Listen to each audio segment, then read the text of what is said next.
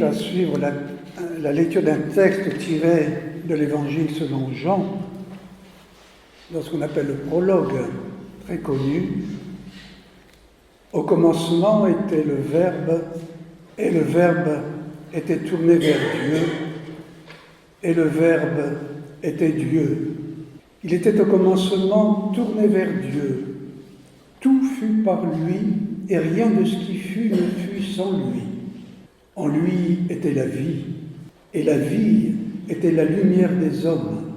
Et la lumière brille dans les ténèbres, et les ténèbres ne l'ont pas comprise. Le Verbe était la véritable lumière qui, en venant dans le monde, illumine tout homme. Il était dans le monde, et le monde fut fait par lui, et le monde ne l'a pas reconnu. Il est venu dans son propre bien, et les siens ne l'ont pas accueilli. Mais à tous ceux qui l'ont reçu, à ceux qui croient en son nom, il a donné le pouvoir de devenir enfants de Dieu. Ceux-là ne sont pas nés du sang, ni d'un vouloir de chair, ni d'un vouloir d'homme, mais de Dieu. Et le Verbe fut chair, et il habitait parmi nous, et nous avons vu sa gloire, cette gloire que Fils unique, plein de grâce et de vérité, il tient du Père. J'aimerais partager avec vous quelques mots ce matin sur le mystère de la filiation de Jésus. Jésus est-il le fils de Joseph, considéré par les autorités juives, Jésus, comme un imposteur, un séducteur qui entraîne les foules, ou Jésus est-il le Fils de Dieu? Après la mort de Jésus, les grands prêtres et les pharisiens se rendront chez Pilate pour lui dire « Seigneur, nous nous sommes souvenus que cet imposteur, celui qui a fait errer, celui qui a trompé, a dit de son vivant, après 3 jours, je ressusciterai. Donne donc l'ordre que l'on s'assure du sépulcre jusqu'au 3e jour, de peur que ses disciples ne viennent le dérober et ne disent au peuple, il est ressuscité des morts. Cette dernière imposture serait pire que la première. Quelle est la première imposture à laquelle les pharisiens et les grands prêtres font allusion? C'est de dire qu'il est le Fils de Dieu. Lorsque le grand prêtre demande à Jésus, lors de son arrestation, « Es-tu le Messie, le Fils du Dieu béni ?» Jésus dit, « Je le suis. Et vous verrez le Fils de l'homme siégeant à la droite du Dieu Tout-Puissant et venant sur les nuées du ciel. » Le grand prêtre déchira ses habits et dit « Vous entendez le blasphème ?» Du point de vue pharisien, parti religieux important, du vivant sur la terre de Jésus, du point de vue pharisien, toute l'histoire de Jésus est une supercherie, une séduction dangereuse qu'il faut combattre, parce que le peuple, les foules, s'agrègent à lui, séducteur, imposteur. Jésus emploiera le même mot, la même racine qui a donné dans le texte original imposture, le verbe égarer, le verbe séduire, à l'endroit de ceux qui viendront après lui et qui, dit-il, séduiront le peuple. Dans son discours apocalyptique, il dit « Si quelqu'un vous dit « le Messie est ici » ou bien « il est là », n'allez pas le croire. En effet, de faux Messies et de faux prophètes se lèveront et produiront des signes formidables et des prodiges, au point d'égarer, s'il était possible, même les élus. Beaucoup, dit-il, prenez garde que personne ne vous égare. Beaucoup viendront en prenant mon nom, ils diront c'est moi le Messie, ils égareront bien des gens. Vous allez entendre parler de guerre et de rumeurs de guerre.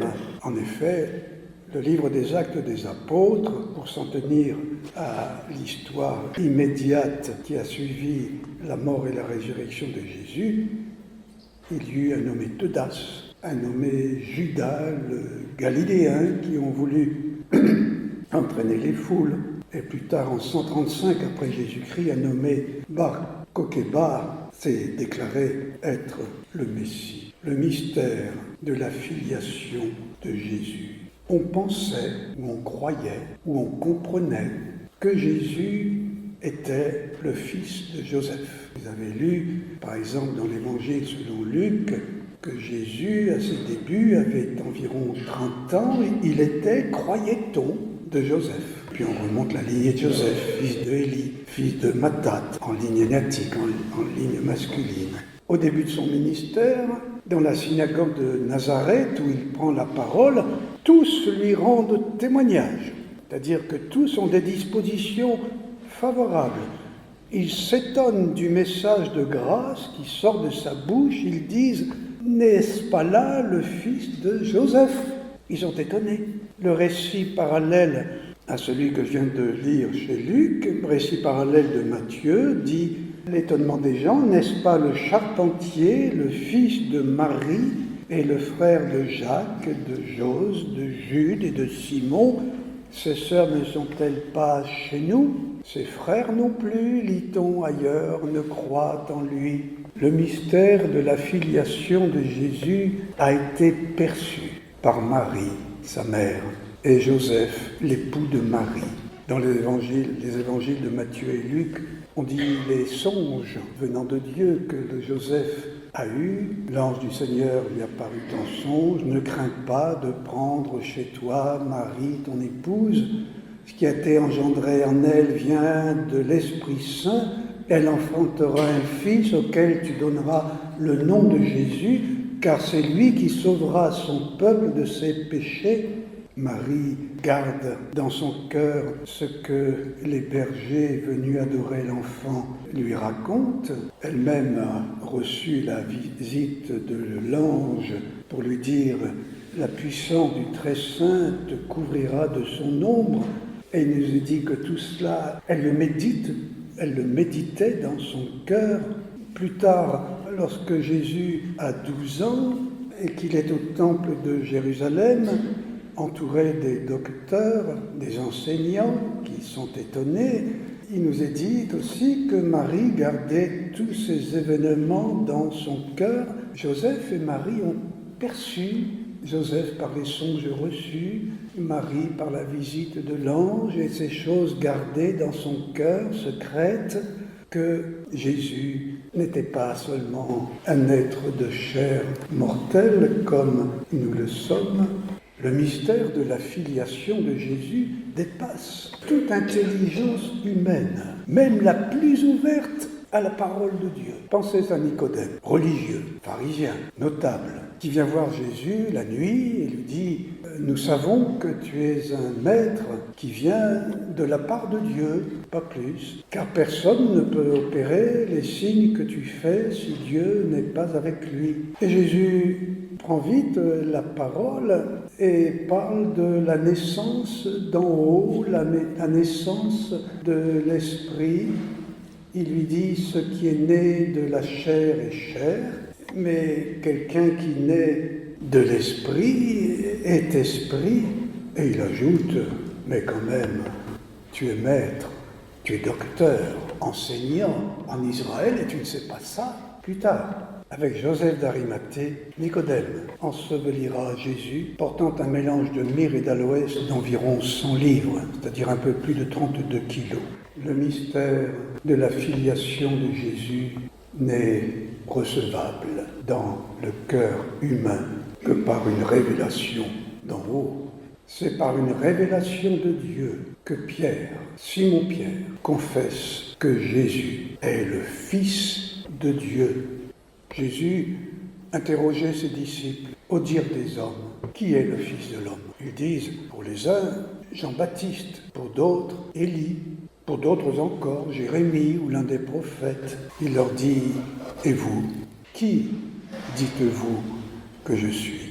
Prenant la parole, Simon-Pierre répond, tu es le Christ, le Fils du Dieu vivant.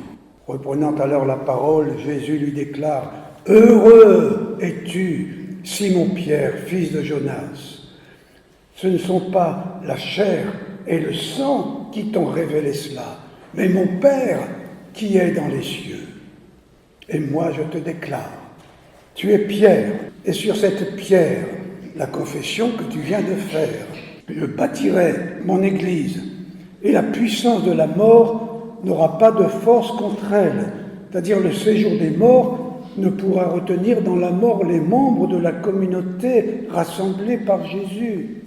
À tous ceux qui l'ont reçu, à ceux qui croient en son nom, il a donné le pouvoir de devenir enfants de Dieu. Ceux-là ne sont pas nés du sang, ni de la chair, ni d'un vouloir d'homme, mais de Dieu. Le mystère de la filiation de Jésus, c'est une révélation d'en haut, c'est une naissance à Dieu qui pénètre en l'être humain que je suis, que nous sommes, qui, dès lors, par la seule grâce divine, adhère à ce que Dieu a fait. C'est le Père qui révèle à Pierre que Jésus est le Fils de Dieu. Dans son discours de Pentecôte, qui fonde l'Église, Pierre déclare avec force que toute la maison d'Israël le sache avec certitude. Jésus l'a fait Seigneur et Christ, Messie, ce Jésus que vous avez crucifié. L'évangéliste Jean écrit, nous l'avons lu tout à l'heure, un texte sublime qui dit l'entière divinité de Jésus. Au commencement était le Verbe, la parole, et le Verbe était tourné vers Dieu, et le Verbe était Dieu. En lui était la vie, et la vie était la lumière des hommes, et la lumière brille dans les ténèbres.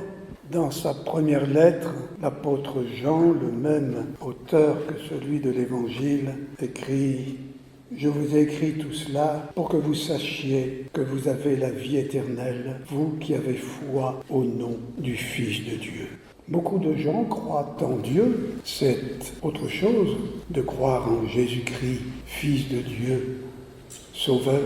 Jésus en était bien conscient, il dit « Vous croyez en Dieu ? Croyez aussi en moi.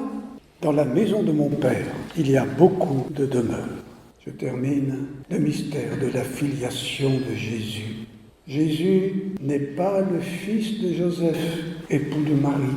Jésus n'est pas un usurpateur, un séducteur, craint des autorités juives parce qu'il détourne d'eux les foules. Jésus est fils de Dieu et de Marie, sa mère. L'enfant de la crèche est venu d'en haut, lumière d'en haut, venu briller dans les ténèbres d'ici-bas. Pour éclairer l'humanité, il a les paroles de la vie éternelle. Il est le Fils de Dieu qui bâtit son Église. L'ensemble de celles et ceux qui croient qu'il a livré sa vie pour les sauver. Dieu a tant aimé le monde qu'il a donné son Fils unique, afin que quiconque croit en lui ne périsse pas, mais qu'il ait la vie éternelle.